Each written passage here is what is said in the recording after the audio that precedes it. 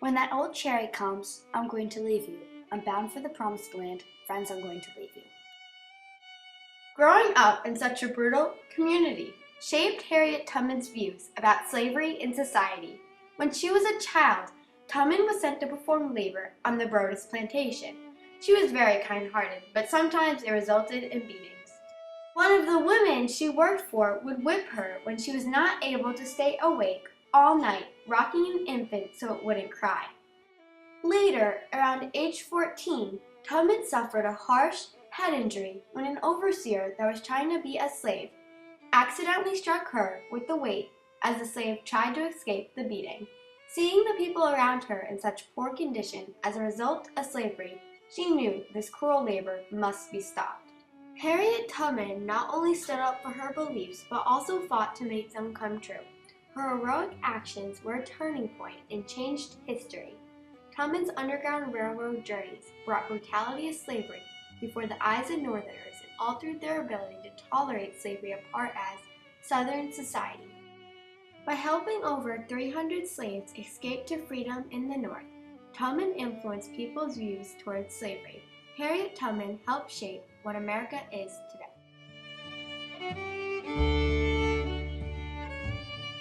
Their conspiracies and insurrections, individual struggles, systematic flights, maroon communities, efforts to buy freedom, cultural solidarity, creation of anti-slavery organizations and publications, all preceded white involvement.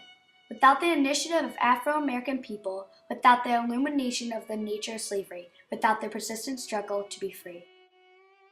By guiding hundreds of slaves to the North, and by explaining her viewpoints and reasons to people all over the nation, other people based their opinions from Harriet Tubman and influenced their viewpoints on the Southern way of life.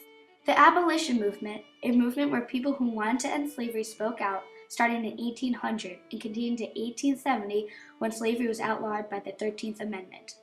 Through Harriet Tubman's years of conducting, she was able to fortify this special movement and become a face of its belief. As a result of freeing so many slaves, Tubman showed others how slavery wasn't right, and she risked her life for something meaningful to her. As Harriet Tubman traveled from the South to the North to guide slaves to freedom, she spoke her beliefs and explained why slavery was cruel and wrong. Word spread, and many people based their opinions off her actions, experiences, and words. She also provided proof of the slaves' harsh treatment from the slaveholders through their bruises and whip marks. This evidence influenced many Northerners' perspectives on Southern society and labor. One woman in particular took advantage of Harriet's physical evidence. Harriet Beecher Stowe, a white woman writer, wrote and published Uncle Tom's Cabin in 1852, a year after Harriet Tubman's journeys started to have a recognizable effect on the slave population in the South. Stowe wanted to take a stand against slavery and express her opinions through writing. This book, along with Harriet Tubman, helped convert thousands of people to change and have similar beliefs. Since Harriet Tubman smuggled slaves up to the North with the bruises and scars to symbolize their traumatic experiences, Stowe was able to not only base information off the slaves Tubman had helped, but was also able to make her stories plausible. Harriet Tubman showed Stowe and several others that standing up for her values could make a difference. Stowe followed in Tubman's footsteps and tried to have an effect on society by presenting her outlook. After the hundreds of slaves Harriet Tubman helped across the country to the North from the South, her actions inspired abolitionists like John Brown to take action. John Brown was one of many to realize her great actions and beliefs of anti-slavery. In 1858, John Brown, a white man who planned to set up armed forts in the Appalachian Mountains to help slaves escape, met Harriet Tubman. He was very inspired by her courageous actions and even called her General Tubman. In 1859, wanting to express his strong beliefs as she did, he led a raid on Federal Arsenal at Harper's Ferry in Virginia. There he tried to capture weapons to attempt the slave uprising. Northerners heard his name and thought of a hero because many honored him. The Southerners had a different opinion about him. They believed he was a criminal that rebelled against his country. Seeing Harriet's brave actions inspired Brown to do the same. She risked her life, and John Brown followed in her footsteps to try to stop slavery. It took many years, but in the end, the people against slavery finally succeeded, and today in America, slavery is an illegal practice, as stated in the United States Constitution. Though he died in the end, he became a hero for standing up for his anti-slavery beliefs. It's easy for people to love him. In some ways, he wasn't very lovable until he died on the gallows. And the gallows made him heroic, at least to some people, and it made him all but the devil to others. Since Harriet Tubman led hundreds of slaves to freedom in the North, the slave population diminished, having a harmful effect on the Southern economy. The South depended on a large quantity of slaves to produce cotton, tobacco, and other crops on the plantation from the 1700s through the 1800s. These crops shaped the backbone of the Southern economy, and with the slave population decreasing, their economy was in jeopardy. In 1860, the South was still predominantly agricultural, highly dependent upon the sale of staples to a world market. But while the Southern states produced 2/3 of the world's supply of cotton, the South had little manufacturing capability, about 29% of the railroad tracks, and only 13% of the nation's banks.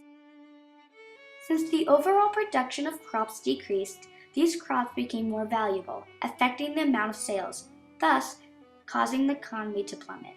After the laborers had escaped, their profits reduced, triggering a bad economy. Bounties of $40,000 were offered for Harriet Tubman's capture, dead or alive, because precious non-paid workers were fleeing with Tubman's help. Since she was the most successful conductor of the Underground Railroad, most fingers pointed to her. After many years of conducting slaves to freedom in the North, Harriet Tubman explained and fought for slaves' rights and freedom. She focused more on trying to persuade many people to support anti-slavery. Many Northerners stood behind her, although the Southerners opposed her attitude towards the subject. On January 21, 1862, Harriet Tubman wrote a letter to President Lincoln stating, "God won't let Master Lincoln beat the South until he does the right thing. Master Lincoln, he's a great man, and I'm a poor Negro, but this Negro can tell Master Lincoln how to save money in young men. He can do it by setting the Negroes free. That's what Master Lincoln ought to know. People cannot just be overworked and treated poorly, or they will respond aggressively with power. In the end, slaves are going to be free, because freedom is what they deserve." On January 1, 1863, President Abraham Lincoln, who didn't agree with slavery, issued the final Emancipation Proclamation, so slaves in areas of rebellion would be set free. To prevent the country from falling apart, he made a compromise with both the South and the North. President Lincoln had hoped slavery would die a natural death and that it would not continue through the years.